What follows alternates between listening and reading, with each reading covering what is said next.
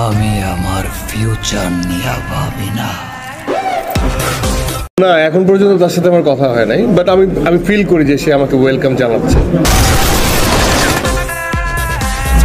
আসসালামু আলাইকুম প্রিয় দর্শক, আপনাদের সামনে খুবই একটি গুরুত্বপূর্ণ ভিডিও তুলে ধরতেছি।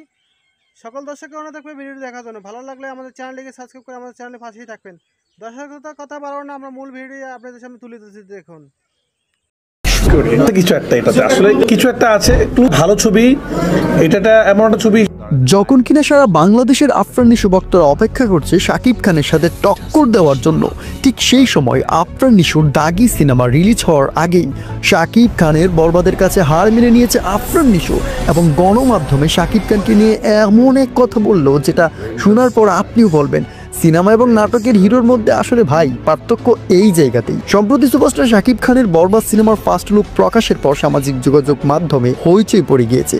ছোট পর্দা থেকে শুরু করে বড় পর্দার সকল সেলিব্রিটি, ঢালিউড টলিউডের সকল নায়িকারা একযোগে করছেন শাকিব খানের বরবাদ সিনেমার প্রশংসা। তারই বরাত দিয়ে সুপারস্টার শাকিব খান সম্পর্কে আফরান নিশোর কাছে একটি প্রশ্ন করা হয়। উত্তরে আফরান নিশো বলেন, শাকিব খানের সাথে কখনো আমার কথা হয়নি, তবে খুব শীঘ্রই আমি কথা বলবো। শাকিব খানের বরবাদ সিনেমার ফার্স্ট লুক আমি দেখেছি, আমার কাছে অনেক ভালো লেগেছে। সে তো মেগাস্টার সুপারস্টার, তার সাথে তো ভাই আর আমাদের তুলনা হয় না। আমরা তো সবে মাত্র ইন্ডাস্ট্রিতে পা দিয়েছি, আর সে তো অনেক বড় মাপের সুপারস্টার। পূর্বে শাকিব খানকে নিয়ে আমি অনেক বাজে কথা বলেছি, কিন্তু আসল কথা হচ্ছে শাকিব খানের ধারে কাছেও আমি কখনো যেতে পারবো না। শাকিবকে ভালোবাসলে সাবস্ক্রাইব।